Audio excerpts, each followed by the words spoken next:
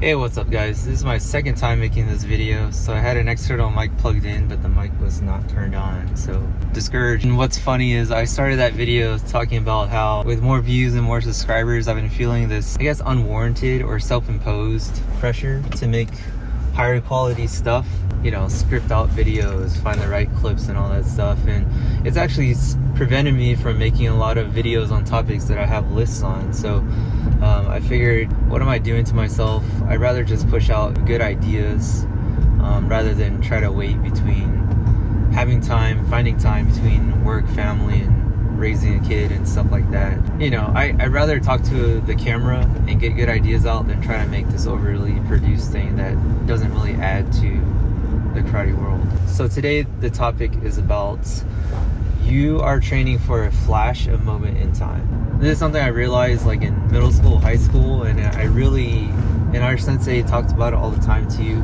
And there's a few points, and I'll try to remember what I talked about in the video that didn't work out. But one, it's like you are the writer of your own martial journey. You're on your own path. Being in a school where the sensei doesn't allow you to cross-train or look at other ideas or present ideas or ask questions is a detriment, and it's a shame. Second point, and I'll describe what it means by this line. It's you know, you can be a top tier striker, long distance striker, right? And let's set up the scenario. Let's say it's a combative sports scenario where you are squaring off against somebody from a distance, your hands are up and you're closing a distance at each other.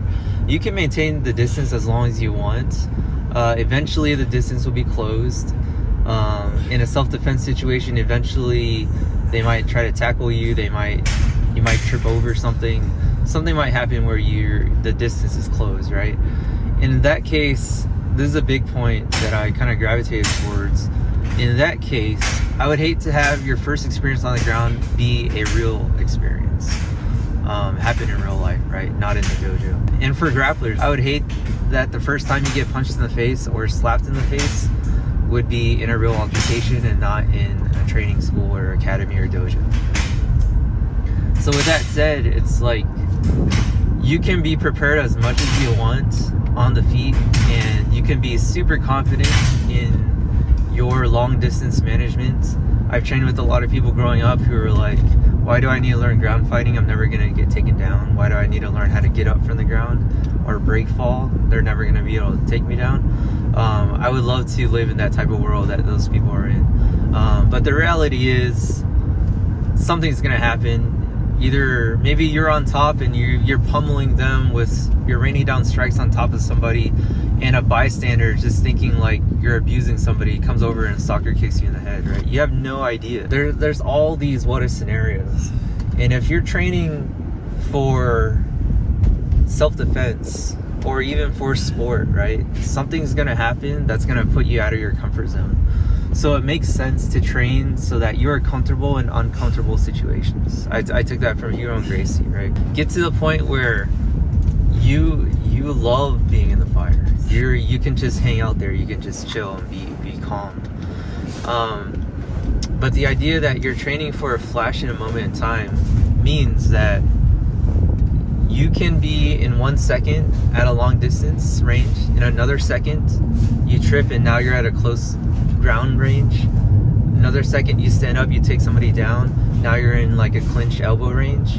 And there's all these things where if it's the first time you see it and it's a real situation, you're not going to have the skill set needed. You're not going to have the comfort needed. You're not going to have the time on the mat or the experience needed to understand how to deal with that situation. And that should be a super frightening idea to you if you aren't training in all these ranges, right? And a third point I gravitated towards in the last video was like, if you're an adult watching this, most likely you're really into martial arts. You really like karate. And a lot of times you might be trying to search for people who also like martial arts, right? And a lot of times we look for circles that are similar to ours. And I always tell people this, I carry a white belt with me all the time whenever I travel and stuff and wherever I go train, because you never know who you're gonna meet. Imagine having your circle of friends expand out to not just karate guys, but now silat guys, now jiu-jitsu guys, now judo guys, now whatever, even among other different styles of karate. And you guys all have all this one thing in common, right? Which is an affinity for martial arts. Maybe it's the combative nature of it, maybe it's the self-defense, maybe it's the art of it. There's something there that's tying you to each other, right? And that's super cool. And it's unfortunate that there are senseis out there that won't let you open up your mind and your circles to meet all these other people that are also interested in martial arts that might not be in the same dojo as you. And I just launched this map thing, this global map, and the idea is like you can learn from anybody. You can learn from a day one white belt, or you can learn from a 20-year black belt, but everyone has their own life experiences and you can learn from each other. Going back to this flash of moment in time for a fight, each of those flashes, each of those distance change, getting knocked on the nose and now your eyes water, that's a flash in a moment in time. If that's never happened to you, you have to experience that to see how much of a deficit you're going to be at now.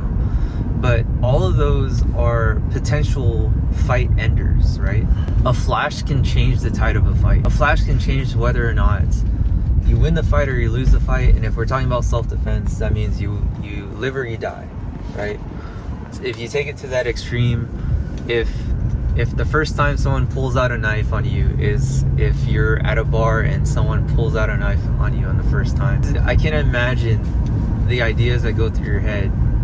You're like, oh crap, man, I wish I'd seen this before in the dojo.